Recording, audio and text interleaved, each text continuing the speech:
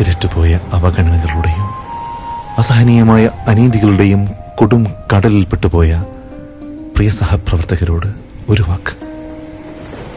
ദുരന്തങ്ങൾ പടിവാതിലിൽ സാന്നിധ്യം സാക്ഷ്യപ്പെടുത്തിയാൽ മാത്രം പട നയിക്കാമെന്ന് കരുതിയാൽ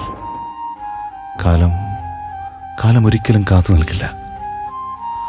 മൗനത്തിന്റെ മരവിച്ച സുഖത്തിൽ നിന്നും ജാഗ്രതയുടെ സജീവതയിലേക്ക് ഇനിയെങ്കിലും നമ്മൾ നടന്നേ തീരൂ. അഭിമാനം സംരക്ഷിക്കാൻ, അതിജീവനം സാധ്യമാക്കാൻ higher secondary junior teachers federation സാധനം സമർപ്പിക്കുന്നു. മഹത്തായ ഇന്ത്യൻ ഭരണഘടന ആർട്ടിക്കിൾ 14 പ്രകാരം പൗരന്മാർക്ക് തുല്യത ഉറപ്പു നൽകുന്നു എന്ന വസ്തുത മുഖമൊഴിയാവട്ടെ. വേട്ടക്കാർ പറഞ്ഞ കഥകളിലൊക്കെയും ഇരകളായിരുന്നു പ്രതിനായകർ. ജൂനിയറായി തുടങ്ങി, ജൂനിയറായി തുടർന്ന്, ജൂനിയറായി തീർന്നു പോകാൻ ഇനിയും നമ്മൾ തയ്യാറല്ല. തുല്യ ജോലിക്ക് തുല്യ വേതനം, അത് നമ്മുടെയും അവകാശമാണ്. അർഹതയുള്ള പ്രൊമോഷൻ സാധ്യതകൾ ആരുടെയും ഔദാര്യവുമല്ല.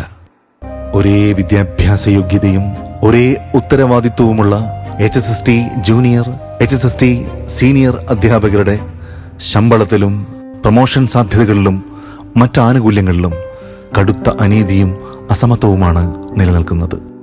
സീനിയോറിറ്റിയും യോഗ്യതകളും മാത്രം അടിസ്ഥാനമാക്കി ലഭിക്കുന്ന പ്രൊമോഷനെ നിക്ഷിപ്ത താൽപര്യങ്ങൾക്ക് വേണ്ടി റെഗുലർ പ്രൊമോഷനായി നൽകേണ്ടതിന് പകരം ബൈ ട്രാൻസ്ഫർ എന്ന് പേര് വിളിച്ച് അർഹമായ ആനുകൂല്യങ്ങളും അവസരങ്ങളും കവർന്നെടുക്കുന്ന ചാണക്യ ചതികളും അവസാനിപ്പിക്കണം. ഗ്രേഡ് പ്രൊമോഷന് ശേഷം മടുപ്പിക്കുന്ന കാത്തിരിപ്പുകൾക്കൊടുവിൽ ലഭിക്കുന്ന സീനിയർ പ്രൊമോഷൻ പല ജൂനിയർ അധ്യാപകർക്കും വർദ്ധിച്ച ജോലിഭാരവും അപമാനകരമായ സാമ്പത്തിക നഷ്ടങ്ങളും മാത്രമാണ് സമ്മാനിക്കുന്നത്. സ്പെഷ്യൽ റൂൾസ് അമെൻമെന്റ് വരുത്താതെ ജൂനിയർ അധ്യാപകരുടെ പ്രശ്നങ്ങൾ പരിഹരിക്കാൻ കഴിയില്ല എന്ന അധികാരി വ്യാഖ്യാനം കേട്ട് മടുത്തു. സവിനയം സൂചിപ്പിക്കട്ടെ, സർ, അത് നടത്തേണ്ടത് ഞങ്ങളല്ല, അധികാരമുള്ള നിങ്ങളാണ്. ജൂനിയർ അധ്യാപകർ അനുഭവിക്കുന്ന ഭീകരമായ ശമ്പള അനോമലി വേദനയും ക്രൂരതയുമാണ്. ആഴ്ചയിൽ 5 ദിവസങ്ങളിലും രാവിലെ 9 തൊട്ട് വൈകുന്നേരം 4:45 വരെ നമ്മൾ ആത്മാർത്ഥമായി അധ്വാനിച്ച ജൂനിയർ സർവീസ് കാലഘട്ടം ഒന്നിനും പരിഗണിക്കാതെ നിർലജ്ജം അവഗണിക്കുന്ന അവസ്ഥ പരിഷ്കൃത സമൂഹത്തിൽ എവിടെയും കേട്ടുകേൾവി പോലുമില്ലാത്തതാണ്. സർവീസ് സീനിയോറിറ്റിയുള്ള ജൂനിയർ അധ്യാപകരെ പോലും പ്രിൻസിപ്പൽ ഇൻചാർജ്, പ്രിൻസിപ്പൽ പ്രൊമോഷൻ എന്നിവയിൽ നിന്നും മാറ്റി നിർത്താൻ നിരത്തുന്ന കാരണങ്ങളിൽ മനസാക്ഷി നടക്കുന്നത് ഒന്നെങ്കിലുമുണ്ടോ? LP സ്കൂളിലെയും UP സ്കൂളിലെയും ഹൈസ്കൂളിലെയും 3 ദിവസം മാത്രം വരുന്ന പാർട്ട് ടൈം അധ്യാപകരെ 5 വർഷം കഴിഞ്ഞാൽ സർവ്വ അവകാശങ്ങളും ആനുകൂല്യങ്ങളും നൽകി ഫുൾ ടൈം അധ്യാപകരും പ്രധാന അധ്യാപകരുമാക്കുന്ന കേരളത്തിൽ ഹയർ സെക്കൻഡറി ജൂനിയർ ടീച്ചേഴ്സിന്റെ കാര്യത്തിൽ മാത്രമുള്ള ഈ ചിറ്റമ്മ നയം നമ്മൾ തന്നെ അവസാനിപ്പിക്കണം. 5 വർഷം പൂർത്തിയാക്കിയ ജൂനിയർ അധ്യാപകരെ സീനിയർ അധ്യാപകരാക്കിയേ തീരൂ. എണ്ണത്തിൽ കേവലം പിരീഡുകൾ കുറഞ്ഞ കാരണം മാത്രം പറഞ്ഞ് മറ്റെല്ലാ ജോലിഭാരങ്ങളും ജൂനിയർ ടീച്ചേഴ്സിന്റെ മാത്രം തലയിൽ കെട്ടിവെക്കുന്ന അധികാര തന്ത്രത്തിനും മാറ്റം വരണം. മൊത്തം പിരീഡുകൾ നേർപകുതി പകുത്ത് ഉയർന്ന ശമ്പളം വാങ്ങിക്കുന്ന സീനിയർ 16 പിരീഡ് മാത്രം പഠിപ്പിക്കുന്ന അരിഞ്ഞോടൻ അടവും മാറണം. വഴിയേറ്റുപോയ ഹയർ സെക്കൻഡറി ജൂനിയർ അധ്യാപകർ സംസ്ഥാന വ്യാപകമായി സംഘടിക്കുകയാണ്. നിറഭേദങ്ങളും കുടിഭേദങ്ങളുമില്ലാതെ, ആശയങ്ങളിലും ആദർശങ്ങളിലും അരുതായ്മകൾ ഒന്നും നിശ്ചയിക്കാതെ പ്രിയ സഹപ്രവർത്തകരോടും സഹസംഘടനകളോടും സമദൂര സ്നേഹ സൗഹൃദങ്ങൾ സൂക്ഷിക്കുന്നു. നിലനിൽപ്പിനായി അനിവാര്യമായ പ്രതിഷേധത്തിന്റെയും പ്രതികരണത്തിന്റെയും നടുവഴികളിൽ ഇറങ്ങിയ ഞങ്ങളോട് നിങ്ങളും സഹകരിച്ചാലും. കേരളത്തിൽ ഹയർ സെക്കൻഡറി സ്കൂളുകളിൽ അധ്യാപനത്തിൽ ഏർപ്പെട്ടിരിക്കുന്ന അധ്യാപകരെ HSST സീനിയർ, HSST ജൂനിയർ എന്നിങ്ങനെ 2 വിഭാഗങ്ങളായാണ് തരംതിരിക്കുന്നത്. ഹയർ സെക്കൻഡറി കോഴ്സുകൾ നിലവിൽ വന്ന കാലം മുതൽക്കേ അധ്യാപക തസ്തികകളുമായി ബന്ധപ്പെട്ട പൊരുത്തക്കേടുകളും അനീതികളും ചർച്ച ചെയ്യപ്പെട്ടിരുന്നു. തുല്യവർഷങ്ങളുടെ സേവനവും തുല്യ വിദ്യാഭ്യാസ യോഗ്യതയുമുള്ള അധ്യാപകർ കേവലം പിരീഡുകളുടെ മാത്രം ഏറ്റക്കുറച്ചിലുകൾ മാനദണ്ഡമാക്കി പാർട്ട് ടൈം, ഫുൾ ടൈം അധ്യാപകരായി തരംതിരിക്കപ്പെട്ടു. പാർട്ട് ടൈം അധ്യാപകരും ഫുൾ ടൈം അധ്യാപകരും തമ്മിൽ ശമ്പളത്തിലും ആനുകൂല്യങ്ങളിലും പ്രൊമോഷൻ സാധ്യതകളിലും ഭീമമായ വ്യത്യാസങ്ങൾ നിലവിൽ വന്നു.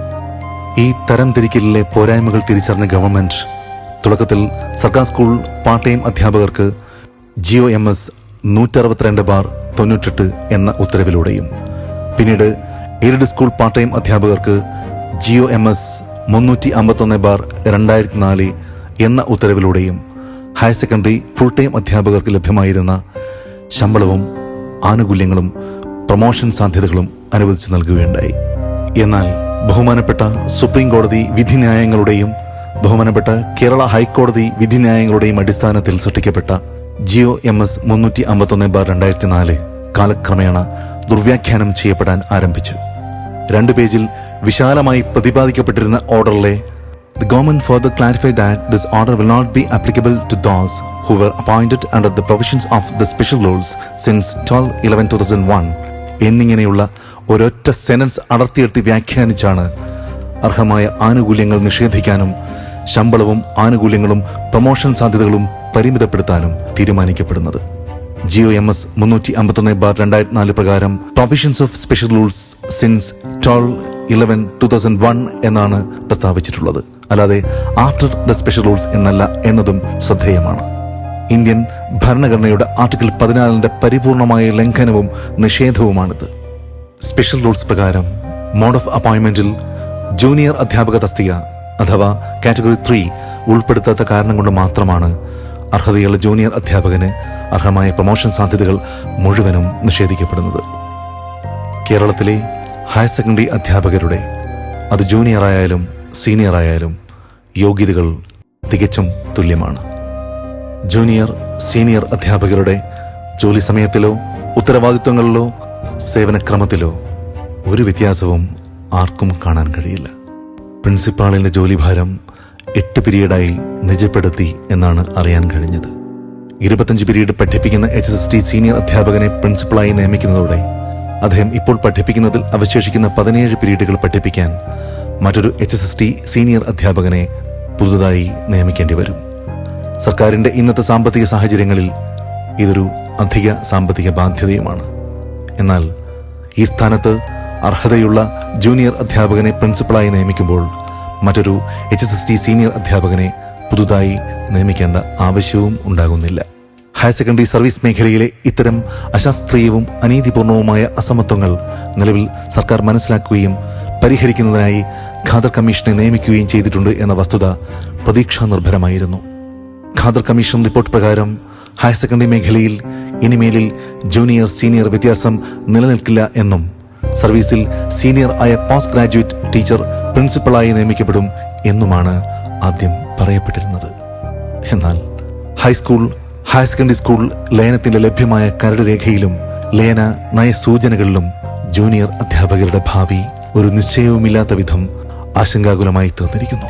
നാളിന്നോളം സഹിച്ച അപമാനങ്ങൾക്കപ്പുറം ജൂനിയർ അധ്യാപകരെ മാത്രം താഴേക്കിറക്കുമെന്നും താഴ്ത്തിക്കിട്ടുമെന്നും പ്രചരിപ്പിക്കപ്പെടുന്നതിലെ ക്രൂരനീതിയും ആശങ്കകളും വല്ലാതെ ഭയപ്പെടുത്തുന്നു. സന്നിഗ്ധ സാഹചര്യങ്ങളിലൂടെയാണ് പ്രിയപ്പെട്ടവരെ നമ്മൾ മുന്നോട്ട് പോകുന്നത്. അർഹമായത് പലതും നഷ്ടപ്പെട്ടേക്കുമെന്ന ഒരൊറ്റ യാഥാർത്ഥ്യം മാത്രമാണ് കൺമുന്നിൽ നിലനിൽക്കുന്നത്.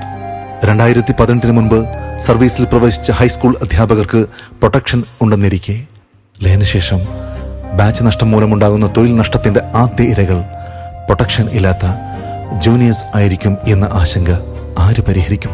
8 വർഷത്തിനു മുമ്പേ സീനിയർ ആകുമായിരുന്ന എല്ലാ ജൂനിയർ അധ്യാപകരെയും 8 വർഷം കാത്തിരുന്ന് സീനിയർ അഥവാ SSST ഗ്രേഡ് 1 ആക്കുന്നതിൽ ജൂനിയർ അധ്യാപകന് എന്ത് നേട്ടം?